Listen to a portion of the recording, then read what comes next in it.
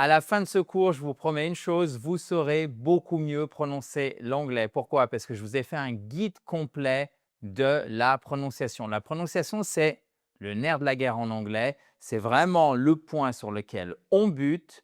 Donc, j'ai une synthèse complète. On va s'exercer ensemble et on commence tout de suite. Let's do it! Vous avez peut-être déjà entendu dire il est difficile de bien parler anglais, mais il est tellement facile de mal le parler. Et c'est tout à fait vrai. Et c'est à cause de cette satanée prononciation. Regardez, vous avez en anglais beaucoup de sons différents. Non seulement, de manière générale, vous avez plus de sons en anglais qu'en français, mais en plus, vous avez des sons qui n'existent pas en français, notamment le fameux TH, qu'on va revoir bien évidemment.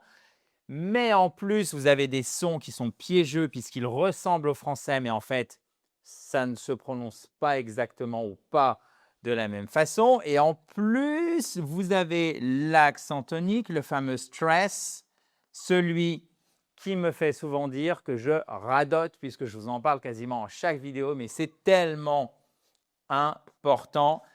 Et pour couronner le tout, c'est pour ça que moi, personnellement, je trouve que l'anglais est une langue dure. Vous avez une prononciation en fait, qui ne s'improvise pas. Il faut quasiment l'apprendre mot par mot. Ça vient avec la pratique. Je vous expliquerai en fin de cours comment faire justement ce que vous pouvez mettre en place concrètement après qu'on ait vu comment bien prononcer pour justement entraîner votre prononciation, même si vous n'avez personne avec qui parler anglais. Donc, regardez ces sons différents. Par exemple, le fameux TH et bath et bath et thought et pas, c'est pas un zort ou fort ou sort, non. C'est pas un ze, c'est pas un fe, OK? Allez-y, un bain et bath, OK? Et thought. Le verbe penser se dit to think et pas think ou think. Non, non, non, non. Think. All right. Maintenant, ici, vous allez vous dire, oh, bah, écoute, ça ressemble à un I. Je crois que c'est un I là en phonétique. Bon, OK. Non, sauf que c'est un I long. Donc, to sleep. OK? Yes, ça c'est très important. Regardez, je vous mets ce mot ici et celui-ci. Donc, navire et mouton. OK. Celui-ci, c'est un I court. Celui-ci, donc I court. Celui-ci, c'est un I long, exactement comme dans to sleep. Vous prononcez ship et sheep. Voyez? Ship, sheep. Ship, sheep. Ça n'a rien à voir et pourtant, en français, on pourrait les assimiler simplement à I. Ce n'est pas la même chose en anglais, donc méfiez-vous des sons qui ressemblent au français.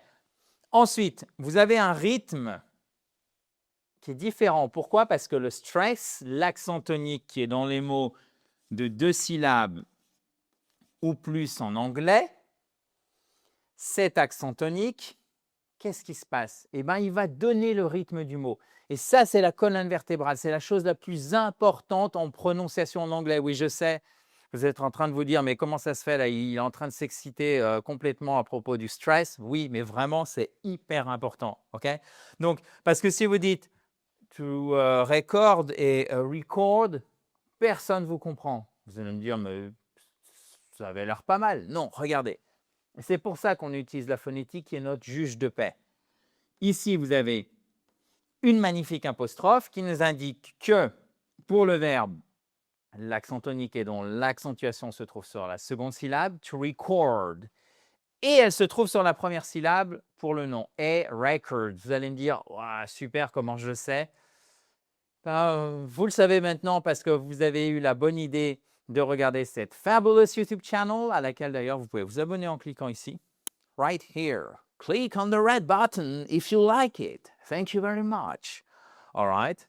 Et donc, ça vient aussi avec, pas que la chaîne YouTube, mais surtout, vous l'avez compris, la pratique.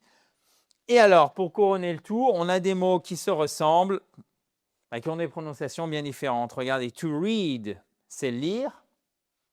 Mais To read, vous savez que les verbes irréguliers, en fait, il y a 3 colonnes. Il y a l'infinitif, la forme passée, le participe passé. Et au participe passé, et au passé, ça s'écrit exactement de la même façon, mais ça se prononce différemment. C'est to read, ils l'ont read, read. Read, et regardez ce mot, comment vous le prononcez.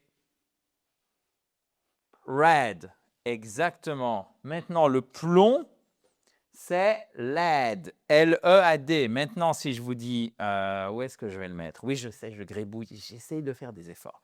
Si je vous dis diriger, to lead, exactement, c'est un ilon. Bon, on retrouve quand même des sons qui sont les mêmes pour cette combinaison de lettres EA. On a soit un ilon très souvent, soit un R. OK? Sauf que, bon, ben, comment on choisit? Encore une fois, soit vous regardez cette Fabulous YouTube channel, enfin, c'est pas soit, c'est vous regardez cette Fabulous, vous pourriez, pardon, je reformule, regarder cette Fabulous YouTube channel et surtout, vous devriez, chers amis, you should practice. That's the key task if you want to improve your English. All right? Now, let's move forward. On a déjà abondamment parlé du fameux TH en anglais, to think, par exemple, qui n'est pas un the, qui n'est pas un f. To, je vous le mets ici. Allez, je vais essayer de ne pas en mettre de partout. To think. OK? Ce n'est ni un f, ce n'est ni un the, pas to think. OK. Maintenant, je voudrais vous parler du R et du H. Le H, il est H. Comme en fait, si vous faisiez de la buée sur une fenêtre. Yes. Pourquoi il parle comme ça? C'est simplement pour attirer votre attention. OK. So, how do you pronounce ra? Alors, déjà, le R en français pour les anglophones et pour tous les gens qui apprennent le français, c'est une tannée. Donc, soyez déjà bien heureux de ne pas avoir à l'apprendre, puisque celui-ci, c'est un R. Exactly. Robert rarely runs, a lot of R's, runs around. Vous voyez ici, vous avez votre apostrophe, accent tonique sur la second syllable. Je vois que certains suivent. So, Robert, ben, non mais, moi, je sais le prononcer. Faites-le avec moi, s'il vous plaît. Comment ça? Si, allez-y, c'est pas grave, vous le faites à haute voix si vous ne pouvez pas le faire. Vous n'êtes même pas obligé de faire bouger les lèvres. Un tout petit peu, ça aide quand même. Et si jamais quelqu'un vous dit quoi que ce soit, vous dites que c'est de ma faute. Robert rarely runs around the river road et pas road. C'est pas la road. Please, I don't want to hear, okay, road. No, that does not exist in English. Road. All right. Let's repeat that very sentence. Cette phrase, exactement cette phrase. Robert rarely runs around the river road. All right. Maintenant, hat. Hat. Her husband hates hiding behind the hedge. Facile. Pourquoi je mets ma main comme ça? Évidemment, vous l'avez compris, ce n'est pas par pudeur, mais simplement pour bien sentir le quand je fais mon H. Alors, il ne faut pas non plus que ça soit her husband hates, parce qu'on a tendance à le surjouer, ce H, pour montrer qu'on le prononce bien, nous, francophones, quand on pratique l'anglais. Donc, il faut trouver la bonne dose. Her husband, yes. Her husband hates hiding behind the hedge. The hedge, la haie. Bon, j'avoue que le sens, c'est pas forcément casse pas des briques, mais c'est pour nous entraîner, OK? Donc, ce que vous pouvez faire maintenant, vous mettez sur pause et vous répétez ces 2 phrases, chers amis. Allez-y, on va corriger ensemble une fois que vous arrêtez la pause. Robert rarely runs around the river road. All right? Next one. Her husband hates hiding behind the hedge. Good job! Bien évidemment, tout ce que vous voyez à l'écran, plus l'exercice d'application, est disponible pour vous. Il suffit de cliquer sur le i en haut à droite Pour le récupérer, c'est la seule chose à faire ou sur le lien qui est juste en dessous. Le lien, il est là dans la description de la vidéo. Vous l'avez notamment si vous êtes sur mobile ou sur tablette puisque vous n'avez pas le i en haut à droite. Maintenant, regardez. On a déjà parlé, excusez-moi, je dois taper sur le micro, mon enthousiasme l'a presque emporté, du i-court. Vous vous souvenez le i-court qu'on avait par exemple dans ship et le i-long qu'on avait par exemple dans sheep.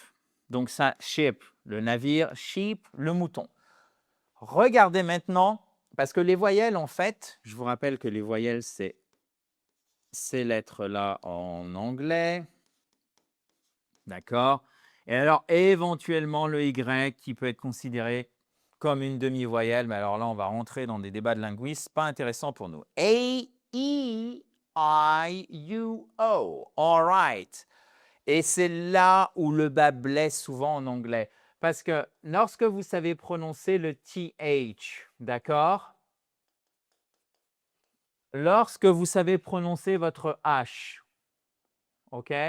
Lorsque vous savez prononcer votre R, ça va à peu près pour les consonnes. Après, des fois, il y a des combinaisons de consonnes comme le GH, le GHT, comme par exemple le verbe acheter au participe passé ou au passé, bought. En fait, vous voyez, ces deux lettres-là, on ne les entend pas. Bought. Et ce OU se prononce comme un son long, presque comme un O long. C'est plus proche du A que du O, mais ce n'est pas non plus un A. Ce n'est pas bat, c'est bought. OK? Et oui, et ça nous amène à l'objet de cette slide. Souvent, là où le bas blesse, c'est nos voyelles et en particulier les combinaisons de voyelles. D'accord? Souvent, quand vous avez une voyelle simple, vous verrez que vous retrouvez soit votre i court, soit votre i long, soit on va l'appeler un O long, soit le U long, d'accord? Soit un OU court, donc OU court, OU long. OK? Regardez quelques exemples. Mais avant, je voudrais vous parler aussi de ce son. Donc là, vous allez me dire, mais je suis en train de me mélanger. Non, le but, ce n'est pas que vous reteniez par cœur tous les sons, c'est que vous ayez identifié concrètement chaque son et que vous sachiez les prononcer. C'est la base de votre prononciation. Si vous n'avez pas ça en tête, vous ne pouvez pas prononcer correctement. Pourquoi? Parce que si vous ne savez pas que quelque chose existe, vous ne pouvez pas l'identifier facilement et donc après le reproduire, puisqu'il faut d'abord comprendre pour faire. Ou alors, vous pouvez faire en comprenant, mais là, vous allez faire des erreurs. Donc, moi, mon but, c'est de trouver le bon équilibre entre, de toute façon, vous allez pratiquer, vous allez faire des erreurs, mais vous donner au moins une base avec laquelle vous pouvez partir. Ça ne prend pas beaucoup de temps et après, practice, practice, practice makes perfect. So, souvent, le U, le O, graphiquement, donc orthographique, se prononce comme un E. C'est cette espèce de triangle qui n'est pas fini, comme dans duck. Donc, ça nous donne My brother is lucky he won 100 cups. Donc, vous voyez, souvent, le U, c'est ce E. All right? Duck. Ensuite, ce son est très important parce qu'il est très souvent totalement mal prononcé par nous francophones. C'est un peu la cata, on va dire, on va l'écraser, on va le faire avec notre accent franchouillard. Good. Could you put the sugar in the pudding? No, I can't because you like basically damaging my ears. All right? So, please. Good. Good. Good. Could you put the sugar in the pudding?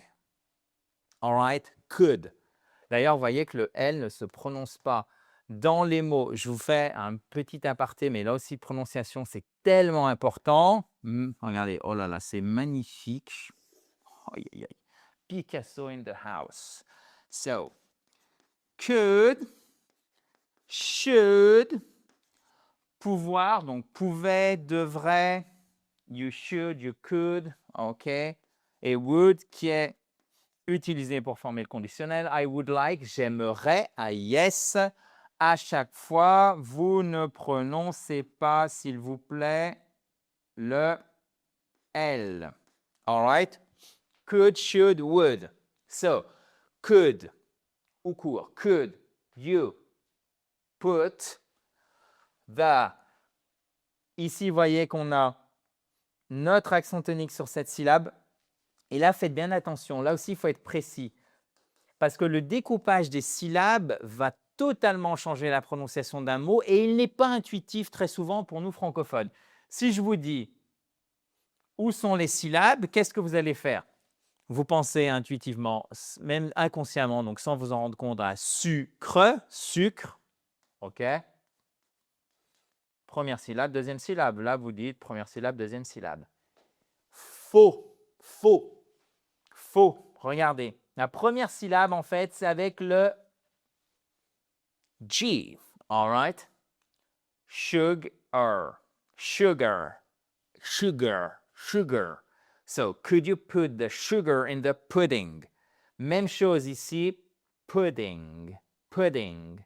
D'ailleurs, ce n'est pas pudding. Là, on l'entend, mais il est atténué, le G. OK? Yes? Could you put the sugar in the pudding? In the, et pas, on ne fait pas une économie de prononciation, on ne va pas faire une the pudding, hein, ce n'est pas the ou the pudding, non, non, it doesn't work. Hein. So, could you put the sugar in the pudding? Yes. Donc maintenant, OK, parfait, je vois que vous avez compris, vous allez prononcer pour moi, s'il vous plaît, ce mot, ce mot, ce mot, et ça sera déjà pas mal. Could. OK, could. On ne prononce pas. Je vais me pousser, vous inquiétez pas. Put, sugar, sugar, sugar. Yes? Si vous avez des questions,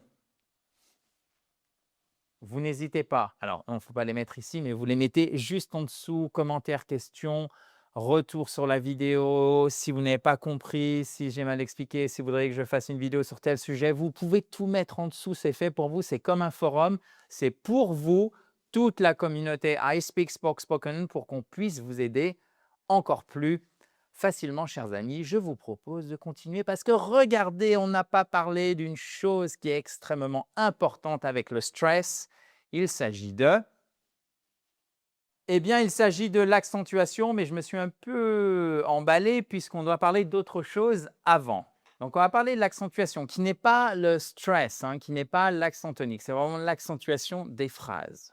Mais avant, regardez. Il y a un son assez particulier qui est le qu'il faut bien apprendre à prononcer, comme dans search, comme dans nurse, comme dans works, comme dans early, comme dans learn, comme dans words. Vous voyez, hein, il permet de prononcer orthographiquement le UR, le OR, le EAR, etc. Donc, vous voyez, ces trois combinaisons de lettres, à chaque fois, c'est la même prononciation. Hop, voilà, comme ça, on va le faire. The nurse works. On n'oublie pas le S de la troisième personne du singulier, vérité générale, de manière habituelle. The nurse works early, and learns new words. Ça se fait vraiment avec la gorge, d'accord? The nurse works early and learn new words. Encore une fois. The nurse works early and learns new words. Good job. Maintenant, le i-court, je vous ai déjà vendu la mèche puisqu'on en a parlé. Facile. I. OK? C'est comme dans ship. His sister, she did what? His sister built, attention, on ne prononce pas le L. His sister built a big bridge in the village. Village, ça c'est votre première syllabe. Ensuite, vous avez vu cette voyelle longue d'accord? Et vous avez son pendant. À chaque fois que vous avez une voyelle longue, vous avez une voyelle courte, qui est comme ceci. To have. Et pas to have, non, to have. OK? The man grabbed his bag and ran to catch a cab. All right? C'est pas the man grabbed his bag. Non, vous voyez? Have. The man grabbed his bag and ran to catch a cab. All right? Maintenant, regardez bien. On a vu les voyelles courtes. On a vu les voyelles longues. On a vu le stress qui est l'accent tonique. On a vu comment prononcer les consonnes. Mais maintenant, il y a une troisième catégorie. À part après les voyelles, les consonnes, je ne vous parle même pas du stress, qui sert à prononcer les mots. Il s'agit, et qui n'existe pas en français, qui a disparu depuis, je crois, au moins la Renaissance, donc ça fait bien 5 siècles de la langue de Molière. Il s'agit des diphtongues. Les diphtongues, c'est littéralement, si on prend le sens étymologique, tongue. Qu'est-ce que c'est tongue en anglais? C'est la langue, la double langue. Et en fait, c'est un double son. Techniquement, qu'est-ce que vous faites? Ceci est un O, tongue. OK? Et je vous ai mis les 5 qui sont les plus courants. Alors, pour le coup, là, je vous ai mis les 5 qui sont les plus courants en anglais américain. Je ne voulais pas tout mélanger. Donc, ça nous donne stone. Alors, celui-ci, vous le connaissez, c'est aïe comme quand ça fait mal. Smile. Mais du coup, comment on prononce ceci?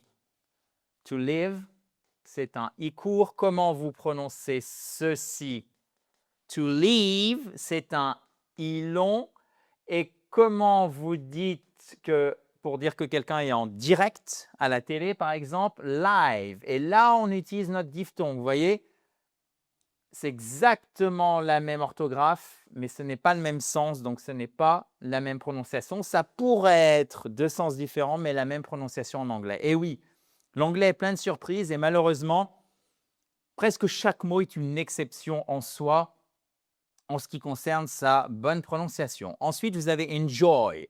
Donc, celle-là, c'est les deux plus faciles, aïe et oi, parce que c'est un peu comme oyez, oyez, braves gens, et celui-ci, c'est aïe, ça fait mal. Celui-ci, il est moins intuitif. Stone, vous voyez, ce n'est pas un O, c'est stone. All right? Ensuite, celui-ci, souvent, on a tendance à faire un S, ce n'est pas un S, c'est vraiment A, comme dans groseille un peu. Je vous fais des approximations pour vous aider. Rain, vous voyez, ce n'est pas reine, de reine, non, rain, rain. Et du coup, on n'ose pas en plus parce que ça fait un peu, je me la raconte, si je peux dire familièrement, je me la pète. Donc du coup, tendance à aller sur un rain, non, c'est rain, ok? Et celui-ci, là aussi, il est galvaudé. Town, et pas tone, de tone house, non, de town house. All right, town, town. Du coup, comment vont prononcer ces deux mots? Je réfléchissais en même temps. Donc en bas, d'accord? Et lequel je pourrais vous donner? Celui-ci. Piège classique. À chaque fois, vous avez une diphtongue pour prononcer le O. Donc, ce n'est pas down, c'est down. Je vais me pousser, je me pousse. Pardon, je suis en train de me faire gronder, tirer les oreilles. Down, OK, et down, good job. Et celui-ci, comment vous le prononcez? Est-ce qu'on a tendance à être un peu feignant sur la dernière lettre? Ce n'est pas hello, ce n'est pas un OO, non, c'est hello, oh, oh, oh. Il faut bien faire la diphtongue, OK?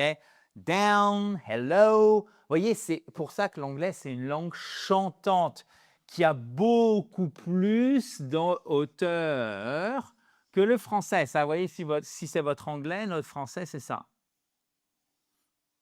Alors, il y a une certaine musicalité qui est d'ailleurs douce et belle pour beaucoup de non-francophones, et y compris lorsqu'ils ne comprennent pas du tout le français, mais ça ne veut pas dire qu'on peut prononcer l'anglais comme le français. Non, il faut respecter tout ce qu'on a vu, mais pas que.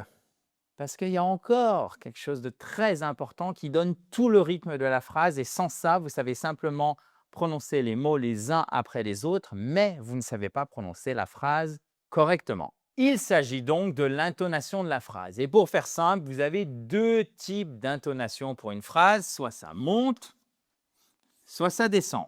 Franchement, pas très compliqué. Ça monte lorsque vous pouvez répondre à la phrase par yes ou par no. On appelle donc ceci une yes-no question. For example, est-ce que tu parles anglais? You speak English?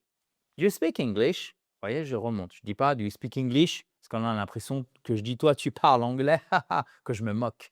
Et oui, changer l'intonation de la phrase et donc se tromper et ou ne pas la respecter va sûrement aboutir au résultat inverse de votre intention lorsque vous avez formulé la phrase dans votre tête. Donc, faites bien attention. Comment vous dites donc, parles-tu anglais? You speak English? Yes, good job. Maintenant, si c'est une phrase à laquelle on ne peut pas répondre par yes ou par no, donc souvent vous avez un mot interrogatif, d'accord? Par exemple, where, ou alors c'est tout simplement une affirmation, parce qu'il n'y a pas que des questions dans la vie, d'accord? Donc là, une affirmation classique, vous avez une intonation descendante sur la fin. So, look. That is very easy. I want you to pronounce that sentence, okay? I give you like 5 seconds. Vous avez 5 secondes pour prononcer. Where do you work? Where do you work? Where do you work? Parce que vous voyez, c'est où, c'est pas où travailles-tu si je vous dis non? Il y a un problème. Vous voyez, ça ne va pas. Ce n'est pas une yes-no question, donc hop, ça descend sur la fin. Si c'est une affirmation, déclaration, vous l'appelez comme vous voulez, phrase affirmative, she already left. She already left. Vous voyez, on va baisser ici, tac, sur le left. Baisser sur l'information qui est importante à la fin. OK? So, enfin, pas l'information qui est importante sur la fin de la phrase, pardon. Intonation montante. Pour nos yes, no question, à vous de prononcer celle-ci. Yeah. Are you coming tonight? Are you coming tonight? Parce que si je vous dis Are you coming tonight? Ça veut dire toi, là, tu viens ce soir. Vous voyez, il faut vraiment faire très attention à cette intonation. Maintenant qu'on a bien compris comment prononcer l'anglais, que ce soit pour le rythme de la phrase, le stress, comment prononcer les voyelles, comment prononcer les consonnes, comment prononcer les combinaisons de voyelles. On a vu aussi les différents types de sons courts, sons longs, les diphtongues. Vous allez me dire, mais comment je m'exerce, comment je fais vraiment pour que ça rentre facilement? Eh bien, regardez, chers amis. Il y a plusieurs façons de faire. Vous pouvez choisir un son et avoir une liste de mots qui contient ce son et vous la répétez à haute voix très régulièrement. OK? Première technique. Deuxième technique, vous choisissez une accentuation. Par exemple, tous les mots, une série de verbes qui ont une accentuation sur, mettons, la deuxième ou la seconde syllabe. Et là, vous faites la même chose, vous répétez à haute voix, vous pouvez vous enregistrer, comparer avec l'original, mais où je trouve l'original, Adrien? Même si j'aime pas trop la phonétique ou ça me fait un peu peur parce que j'ai l'impression que c'est technique, où est-ce que je pourrais la trouver éventuellement avec un petit fichier audio qui m'aiderait? Vous avez plein de dictionnaires en ligne pour ça. Et vous avez notamment le Cambridge, OK, Dictionary, OK, Cambridge Dictionary. Vous pouvez aller directement sur leur site, vous avez la phonétique, un fichier audio pour la prononciation britannique et un fichier audio pour la prononciation américaine. Profitez-en, ça n'a rien à voir avec I Speak Spoken, c'est simplement parce que j'aime beaucoup cet outil. Enregistrez-vous aussi. Et ce que vous pouvez faire éventuellement, chers amis, et ça c'est la troisième technique dont je vais vous parler à l'oral, c'est le shadowing. C'est pour lier tout ce qu'on a vu aujourd'hui, pour lier ce qu'on voit ici et vraiment vous entraîner à prononcer des phrases en entier, et pas simplement des successions de mots juste à poser de manière un peu artificielle, d'accord? Très important. Ce shadowing, qu'est-ce que ça veut dire? Shadow, d'accord? Et c'est pas shadow, c'est shadow, oh, all right? Vous écoutez quelqu'un parler, vous mettez pause vous répétez. Ou alors vous répétez quasiment en même temps. Ça peut être avec une chanson, ça peut être avec un audio que vous comprenez bien parce que vous l'avez regardé plusieurs fois. Ça peut être une scène de film et vous avez les subtitles, les sous-titres, d'accord? Il y a plein de façons de faire du shadowing, mais le système subtitles, exactly, sous-titres, d'accord? Sous-titres, subtitles. Il y a plein de façons de le faire, mais c'est toujours le même processus. Vous répétez quasiment sur la voix du locuteur natif et ça vous permet instantanément de comparer votre prononciation à la sienne et vous le faites plusieurs fois. Évidemment, c'est assez généraliste comme conseil. Après, c'est à vous de le faire. Si vous voulez ne pas suivre une méthode avec un fil conducteur qui soit, comment dirais-je, qui permet de bien cadrer l'apprentissage. Si vous préférez le faire en individuel, après, c'est à vous à trouver votre rythme et votre façon de pratiquer. Je vous donne les techniques. Si jamais vous voulez aller un petit peu plus loin, vous pouvez m'envoyer un email, évidemment. Je vous orienterai vers un de nos programmes afin que vous puissiez améliorer soit votre prononciation, éventuellement, évidemment, votre compréhension, votre pratique ou d'autres choses comme la grammaire ou le vocabulaire. Mais là, je voulais m'orienter particulièrement aujourd'hui sur la prononciation. Donc, chers amis, je vous dis à très vite dans la joie et la bonne humeur. In a joyful atmosphere. Thank you very much and talk to you very soon. Bye bye.